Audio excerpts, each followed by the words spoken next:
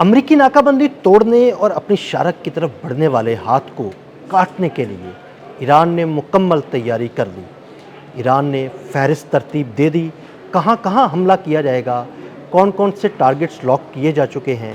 इस बारे में अज़हर अली खान से बात करते हैं। अज़हर भाई, सीज़ फायर के दौरान अमेरिका भी अपनी तैयारी कर रहा था, ईरान भी अपनी तैयारी कर रहा था। अमेरिका ने नाकाबंदी की, ईरान की पेट्रोलियम की तरसील रुक गई। इसके बाद ईरान ने बड़ा सख्त जवाब देने के लिए एक फहरिस्त तरतीब दी है। ईरान क्या करने जा रहा है? ईरान ने अपनी बहुत तैयारी की, सीज़ फायर के वक्त को बहुत ही तवज्जो से इस्तेमाल किया है। उसको ये पता है कि अब अगले वार उन जगहों पे नहीं करने जहाँ ऑलरेडी कर दिए हैं, क्योंकि एयर जो बेसिस थी, फ़ौजी बेसिस, वो तबाह कर दी थी उन्होंने। और अब उनको अंदाज़ा है कि बहुत सारी जगहों पे वो हमला नहीं कर सकते और वहाँ कुछ है भी नहीं। तो अब अहदाफ बिल्कुल नए हैं। सबसे पहला जो हदफ है ना, जो उनको तंग कर रहा है इस वक्त ईरान को, वो कर रहा है समंदर में अमेरिका की नाकाबंदी। और अमेरिका की नाकाबंदी के हवाले से वो वहाँ पे अमेरिकी बेड़े भी मौजूद हैं। इसके साथ साथ उनके जंगी जहाज़ मौजूद हैं, 10,000 एहलकार मौजूद हैं और वो मुसलसल मशरिक़ वस्ता में एक एक करके ट्रांसपोर्ट तैयारे उतार रहे हैं, इक्विपमेंट्स ला रहे हैं मुख्तलिफ़ जगहों पे, और वो अलग अलग मकामात पर उसको लगाते जा रहे हैं।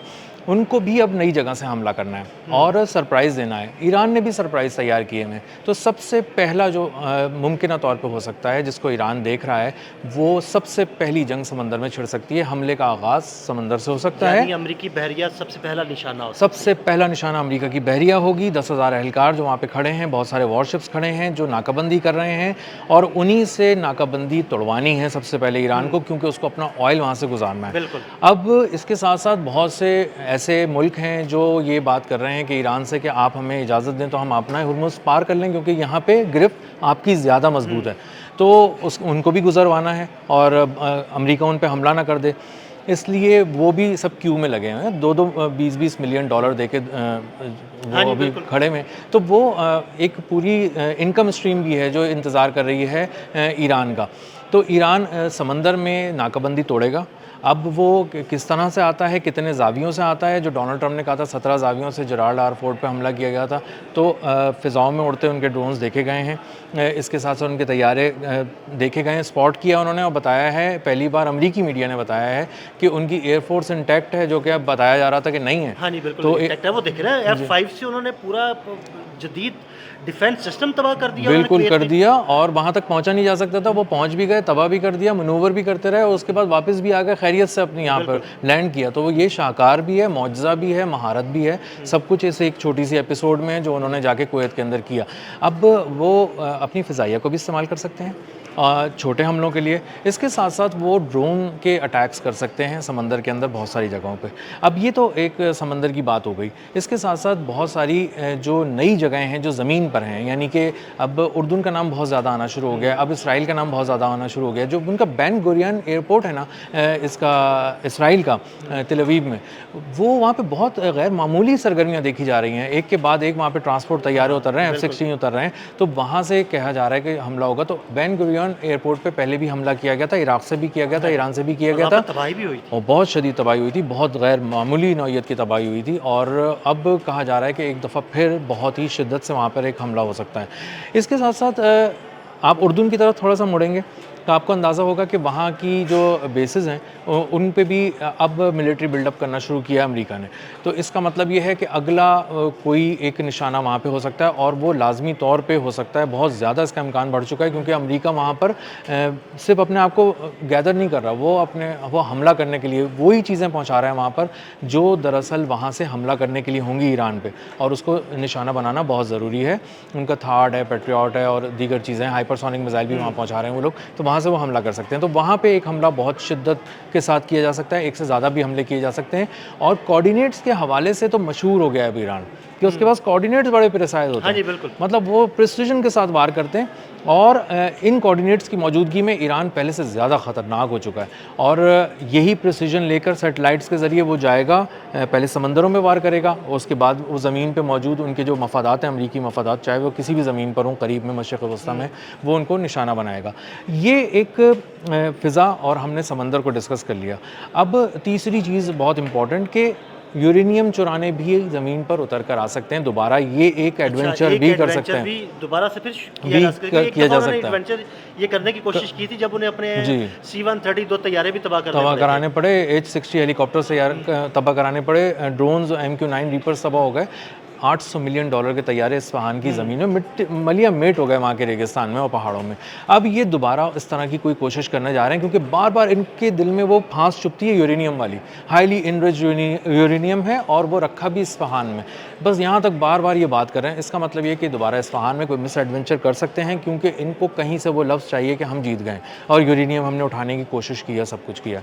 तो वहाँ पे ईरान बहुत चौकन्ना है। तो वहाँ पे इस्फहान का डेजर्ट और उसके पहाड़, जो सहरा और पहाड़, इस वक्त मैदान जंग में किसी भी वक्त तब्दील हो सकते हैं जब भी इन्होंने कोई मिस एडवेंचर किया। तो वहाँ पर ईरान की मुकम्मल तैयारी है। ईरान की बहुत ही गिरफ्त है, इस हद तक गिरफ्त है कि एक मैंने व्लॉग किया था, उसमें मैंने कहा था कि फराजा जो उनकी पुलिस है उसने सबसे पहले इनकाउंटर किया उनके साथ, उनकी अमेरिका की सील्स के साथ, जिनके साथ दुनिया के फ़ौजी नहीं लड़ सकते। फराजा उनकी पुलिस आगे लड़ रही थी और इतनी ज़बरदस्त तरीके से वो लड़ी कि खुद फ़ौजी भी हैरान रह गए, हक्का बक्का हो गए और फ़ौरन ही पासदारान इनकलाब के कमांडोज वहाँ पहुँच गए और उन्होंने उनको ज्वाइन किया और टेक ओवर किया सारी चीज़ों को। जो इससे अगली बात है ना, वो है इलेक्ट्रॉनिक वॉरफेयर का अगला एक हिस्सा जो है साइबर वॉरफेयर। इस पे बहुत काम किया है ईरान ने और कुछ कामयाबियां भी समेटी हैं और उनको बहुत ज़्यादा उसने अभी बताया नहीं है। तो अगले फेज़ में ये कह रहे हैं कि जो अहदाफ हैं वो सिर्फ मिलिट्री अहदाफ नहीं है, वो कुछ वर्चुअल अहदाफ भी हैं। कुछ फिजिकल और कुछ वर्चुअल, लेकिन टेक्नोलॉजी बेस्ड किए जाएंगे, साइबर अटैक्स किए जाएंगे। इसके साथ साथ 7 बड़ी केबल्स दुनिया की गुजर रही हैं। मैं यही पूछने जा रहा था कि समंदर के अंदर मौजूद एक और भी राज है जिस पर कब्जा करने का ईरान सोच रहा है, वो राज, उस राज के बारे में बताइए। जी, ईरान जो है ना वो बुनियादी तौर पे उसने अपनी पूरी एक तैयारी की है और उसको सामने भी लाया जानबूझ के ताकि दुनिया ये जान सके कि ईरान क्या सोच रहा है। ईरान अंडरग्राउंड जो अंडर सी जो केबल्स हैं वो 7 बड़ी केबल्स हैं और दुनिया को कनेक्ट करती है। 97% उसमें डाटा ट्रैफिक जो है उसमें फ़्लो कर रहा होता है दुनिया का, तो उसको काटने का प्लान बना रहा है ईरान। उसने उसको निशाने पे रखा है, उसके कोऑर्डिनेट्स भी उसको पता हैं और कहाँ कहाँ वो गुजर रही हैं एग्जैक्टली और किन जगहों पे निशाना लगा सकता है ईरान। और वो उसके लिए मुश्किल भी नहीं है ईरान के लिए क्योंकि आबनाए हुर्मुज़ पे ईरान का कंट्रोल है, मुकम्मल गिरफ्त है और वो जाके किसी भी वक्त क्या उन केबल्स को आसानी से काटा जा सकता है? उन केबल्स को काटने के लिए जो महारत चाहिए वो भी ईरान के पास है, जो सामान चाहिए वो भी ईरान के पास है और जो कॉन्फिडेंस चाहिए वो कॉन्फिडेंस प्लस है ईरान में। वो किसी भी तरह उस पर हमला कर सकता है, उसको कोई वहाँ चैलेंज नहीं कर सकता। आबनाए हुर्मुज़ के पास कहीं दूर दूर तक नहीं है अमेरिका की नेवी और बार बार पासदारान इनकलाब इस बात को याद दिलाते हैं अमेरिका को और डोनाल्ड ट्रंप को कि तुम्हारी नेवी कुछ कर ले, उल्टा लटक जाए। अब तक 500 किलोमीटर करीब नहीं आ सकी ईरान के और आबनाए हुर्मुज़ के। तो ये वो तो बड़े दावे करता रहा कि जी ईरानी बहरिया को ख़त्म कर दिया, ईरानी बहरिया को ख़त्म कर दिया, लेकिन आबनाए हुर्मुज़ तो नहीं खुलवा सका, करीब भी नहीं आ सका। और उसकी नेवी ने खुद कहा और उसके नेवी के सेक्रेटरी को रिज़ाइन करना पड़ गया इस बात पे कि वो कह रहे थे जाओ तुम करो। उसने कहा ये मिस एडवेंचर है, मर जाएंगे, बर्बाद हो जाएंगे हम और हमारे जहाज़ और मिलिट्री बिल्डअप को इस तरह से तबाह करवा लेना अपने। ये तो लोग पहले ही बहुत ही हंस रहे हैं और थू कर रहे हैं और हमारे ऊपर तो बहुत ही बुरी तरह लोग हंसना शुरू हो जाएंगे कि ये तुम लोग मजाक कर रहे हो या जंग लड़ रहे हो। तो ईरान ज़्यादा बात नहीं करता, प्रेसिजन के साथ बात करता है, तो वार भी प्रेसिजन के साथ करता है। उसने अगर कहा है कि वो केबल्स को तबाह कर देगा तो इसका मतलब ये है कर देगा। माजी में जो कहा उसने जो कहा है वो ईरान ने किया है और जो कहा है डोनाल्ड ट्रंप ने वो नहीं किया है। पलट गए हैं कुछ घंटों में, 72 घंटों में, 48 घंटों में डेडलाइंस देते रहें। तो इस वक्त उनके पल्ले कुछ नहीं है अमेरिका के और बज़ाहिर नज़र ये आ रहा है कि एक बार फिर एक नई एपिसोड नए सीज़न में मार खाने जा रहे हैं। ईरान के आदाब बहुत ही रियलिस्टिक भी हैं और बहुत सोच समझ के चुने गए हैं अपनी मिलिट्री कैपेबिलिटी को सामने अच्छा अज़हर भाई, मुझे ये बताइएगा कि पिछले कुछ दिनों से यूएई में कोई गैर मामूली नकलो हरकत देखी गई है। सुना जा रहा है कि कोई फ़िज़ाई दिफाई निज़ाम पहुँचाया गया इसराइल की जानिब से या इसराइली फ़ौज को भी मूव किया गया। तो क्या इस फहरिस्त में यूएई भी हदफ हो सकता है?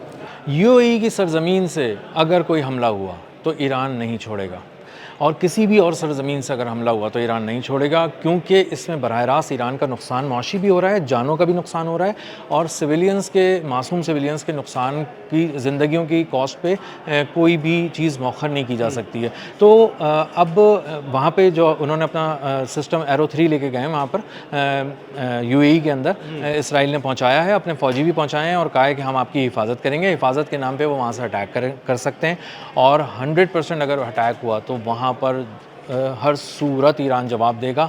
और उसके पास पहले भी वो कोऑर्डिनेट्स है यूएई के, जिसमें उसने भरपूर तबाही मचाई। और याद रखें दिल भाई, उस एआई स्टारगेट डाटा सेंटर को मत भूलें, जो 30 अरब डॉलर का है तकरीबन, और वो सबसे बड़ी इन्वेस्टमेंट है यूएई के अंदर। और अगर यूएई में उसको निशाना बनाया, समझे हमने एक छोटा मोटा सा एटमी हमला कर दिया। अजहर भाई, उस डेटा सेंटर के अंदर आखिर ऐसा क्या है कि ईरान ने पूरी नजरें जमाई हुई हैं उसके ऊपर? वो एक छोटा सा मकाम है जिसके कोऑर्डिनेट्स गूगल पे नहीं है, और वो हटा दिए गए थे क्योंकि बहुत कीमती था, हर कोई नहीं चाहते कि वहाँ पहुँचे। उसको तबाह करने का मतलब 30 अरब डॉलर का जंगी हदफ उड़ा देना है। और उस डाटा सेंटर के अंदर इन्वेस्टमेंट है अमेरिका की, तमाम बड़ी कंपनीज़ की, ओपन एआई की भी और दीगर कंपनीज़ की, और यहाँ के यूएई की भी इन्वेस्टमेंट है। जॉइंट इन्वेस्टमेंट से वो शुरू कर रहे हैं। उसके लिए उन्होंने अपना एक पूरा न्यूक्लियर प्लांट बनाया ताकि वो इतनी बिजली करे कि वहाँ पर कंप्यूटिंग हो सके। और अगर आप इसको निशाना बनाते हैं तो आपने दुनिया की सबसे बड़ी आर्टिफिशियल इंटेलिजेंस की फैक्ट्री पे हमला कर दिया है, डाटा सेंटर पे हमला कर दिया है, और ये नाकाबिले तलाफ़ी नुकसान होगा। इसको ठीक करते करते एक तो 30-40 अरब डॉलर दोबारा लग जाएंगे, और साल बहुत लग जाएंगे, और आप एक साथ अमेरिका और यूएई को बहुत पीछे फेंक देंगे। और उसके कोऑर्डिनेट्स गूगल पे भी नहीं हैं कि अगर आप चाहें, हाँ जी, उसका पता नहीं है, गूगल पे तस्वीर है, पता नहीं है, तो उसको उड़ा दिया गया था। वो कोऑर्डिनेट्स शेयर किए हैं ईरान ने, और बताया कि हमारे पास कोऑर्डिनेट्स हैं, प्रिसीजन के साथ वार करेंगे, उड़ा देंगे, फिर तुम रोते रहना और उस चीज़ों को जमा करते रहना जो डाटा तुम्हारे पास से चला गया और जो सारी टेक्नोलॉजी तुम्हारे पास है। बिल्कुल, बहुत शुक्रिया अजहर भाई। अजहर भाई ने बड़ी तफसील के साथ इस सारे मामले पर रोशनी डाली। मज़ीद अपडेट्स के लिए हमें फॉलो करते रहें। अज़हर अली ख़ान और अदील अहमद को इजाज़त दीजिएगा। अल्लाह हाफ़िज़।